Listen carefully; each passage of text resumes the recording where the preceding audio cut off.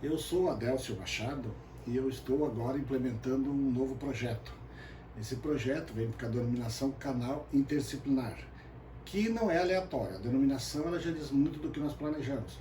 Um canal é um meio de comunicação e interdisciplinar não é um enfoque epistêmico único, ele é ao contrário, prefere trazer várias ciências, várias disciplinas para se compreender o fenômeno.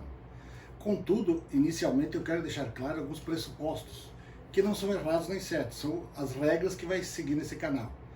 A primeira delas é a ideia de que o pensamento vai ser muito influenciado aqui por Max Weber e por Karl Marx. O Max Weber citava, em vários livros dele, ele cita a necessidade da ciência ser neutra, ou não ser ciência. A ciência não tem um engajamento.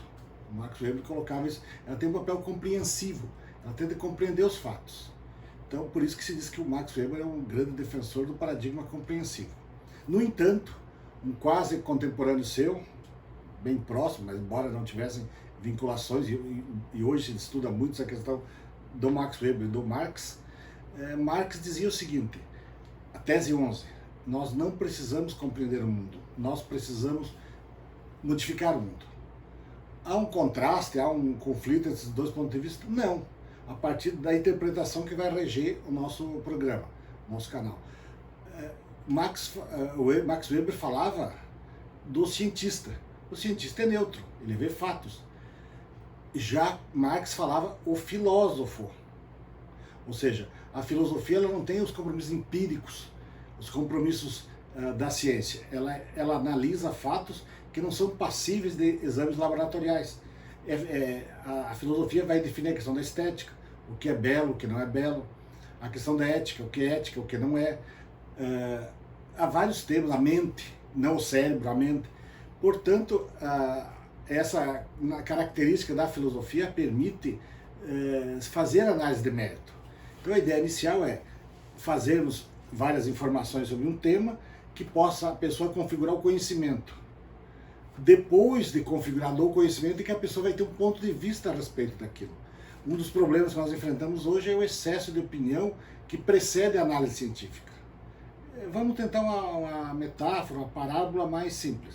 O médico atende o paciente, ele faz vários exames e vê o resultado e dá informação para o paciente. Ele não está dizendo que o paciente merece ou não merece ter aquela enfermidade. O médico, a partir das informações, ele construiu conhecimento e fez seu diagnóstico. A questão do mérito do processo não compete ao médico. Mas uma coisa nós temos que ter muito clara, esse é pressuposto fundamental. O Hegel dizia que o símbolo da filosofia é a coruja, e a coruja voa à noite. O que há por trás dessa metáfora? Que o dia deve ser feito para construir conhecimento, ciência, e à noite nós analisarmos o mérito. Nós não podemos ter uma opinião axiológica, ou seja, uma opinião sobre valores de um fenômeno, o mérito de um fenômeno, sem ter um grande conhecimento sobre ele. E o conhecimento começa com informação que conectada gera o conhecimento para compreender o fato. Portanto, a nossa ideia vai ser aqui provocar o debate, a discussão sobre informações científicas, para que os assistentes e as assistentes, depois de se sentirem habilitadas, possam fazer o seu ponto de vista filosófico. Talvez eu até antecipe alguma ideia filosófica, mas como eu disse, não é esse o projeto. O projeto é procurar trazer informações para que os assistentes configurem conhecimento. Vamos dar um exemplo. Por exemplo, a questão do conflito Irã e Estados Unidos. Nós não podemos dar opinião de quem tem razão sem ter um grande conhecimento da complexidade disso. É um fenômeno de relações internacionais que atinge a maior potência do mundo, caso Estados Unidos, e uma cultura muito multissecular, que é o Irã. A antiga Pérsia não é uma nação pequena, uma nação de 90 milhões de pessoas e com uma cultura vastíssima. Então, debater esse tema para fazer uma opinião sobre isso tem que ter um grande conhecimento, especialmente as questões de interesse que envolvem o Oriente Médio, a invasão do Iraque, a grande quantidade de petróleo que o Oriente Médio tem. A guisa de exemplo, o petróleo, hoje muita gente vem com o mito de que o petróleo vai deixar de ser importante. Ainda que isso não é verdadeiro, de que o petróleo possa deixar de não ser o combustível, ele tem milhares de outras utilidades na química. Então o petróleo sempre vai ser importante, ao menos não a curto prazo. Temos agora projetos, uma questão que quem entende disso vai discutir, fazer a energia elétrica levar carros. Mas nós sabemos como é que vai se produzir essa energia elétrica? Nós todos, com o grau de consumo que temos hoje, já temos dificuldade de produção de energia elétrica. de vez em quando nós temos blackout sobre isso. Imagine se nós formos colocar todos os carros brasileiros movimentados por eletricidade. Portanto, são esses temas que nós temos que estar bem informados para ter opinião. Ninguém pode querer dizer que o desapareceu. Ao contrário, ele fica cada vez mais relevante pela sua aplicação na química, reunir as moléculas e essas questões. Todavia, esses são apenas exemplos do que nós vamos tratar. Então, a ideia é semanalmente, eu vim aqui em torno de 15 minutos, e trazer uma série de informações sobre um fato, receber o feedback dos assistentes e das assistentes, e depois as pessoas poderem fazer um juízo sobre aquele fato. Reitero, isso vocês vão vir muito a reiterar. Não se pode ter filosofia sem ter ciência. Eu não posso fazer... A axiologia é uma disciplina da filosofia. Axios, valor. Logos, estudo, avaliação dos valores. O que é uma coisa valor? O que é coragem? O que é covardia? O que é inteligência? São valores. Esses valores são valores que nós temos que pautar. Para nós fazermos um ponto de vista axiológico, nós precisamos de um grande fundamento científico. Estar muito bem informado sobre o que nós estamos dando de opinião. Eu vejo, às vezes, as pessoas dando opinião sobre a eleição dos Estados Unidos, desconhecendo como é que funciona o processo eleitoral dos Estados Unidos, desconhecendo a história dos Estados Unidos, desconhecendo a grande influência de fatores internacionais dentro dos Estados Unidos. Outros temas que nós temos muito conhecimento é entender o presidente Putin na Rússia. Como é que ele conseguiu tanta liderança assim? É fácil simplesmente dizer que ele é um ditador. Todavia, ele é um ditador eleito. Nós temos que compreender a cultura russa, a história russa e, sobretudo, o grande papel que a Rússia teve sempre na história do mundo e que estava relegada a segundo plano, que o Putin levantou essa bandeira da mãe Rússia. Por isso que nós não podemos fazer opinião em questões complexas sem um grande conhecimento científico.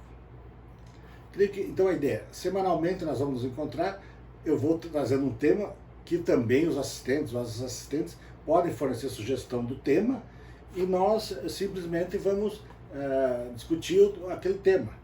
Não discutir o mérito, discutir fatos que nos permitam fazer uma análise axiológica mais criteriosa.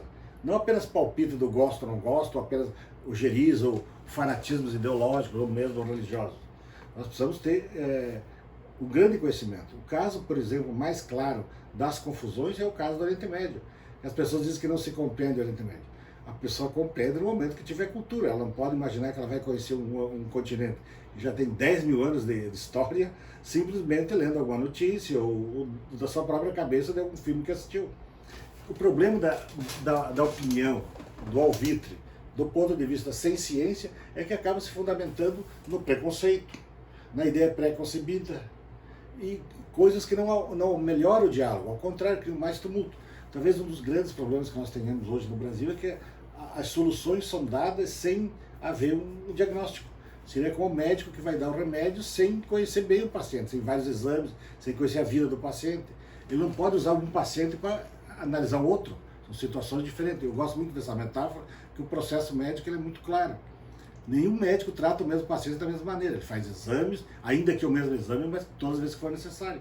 Aí sim ele formula um diagnóstico, aí ele vê o mérito. Então, o caso para curá-lo é esse remédio, que às vezes a mesma enfermidade pode não requerer o mesmo tratamento por pessoas diferentes, dependendo das suas condições físicas. Também tem as questões psíquicas que influenciam nas enfermidades. A nossa ideia do canal é que não apenas que nós vamos aprendendo informação, é o treino, o exercício de só dar opinião depois de um grande conhecimento científico. Estar muito bem embasado e poder fazer o julgamento sobre o processo. Então, mais do que o fato concreto, o método. Essa metodologia tem que ser muito desenvolvida na sociedade brasileira. Reiterando o que o Hegel dizia, o símbolo da filosofia é a coruja, que só voa à noite. Isso quer dizer o quê? Para eu fazer uma formulação axiológica, eu preciso de muito conhecimento. Está muito bem embasado em informações. Eu não posso partir de informações fragmentares. O conhecimento exige holismo, uma visão ampla, exige uma interdisciplinaridade.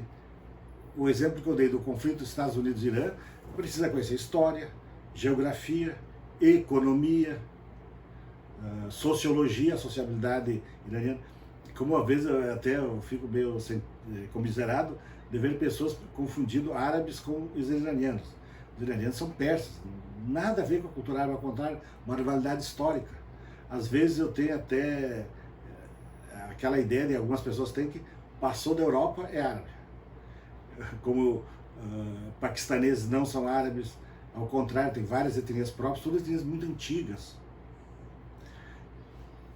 Então a ideia é mais ou menos 15 minutos, já estou me aproximando do final, mais ou menos. A ideia é essa, eu só me darei por satisfeito quando eu conseguir que ao menos algumas pessoas adotem como hábito mental a metodologia de só fazer formulação axiológica depois de um grande conhecimento científico.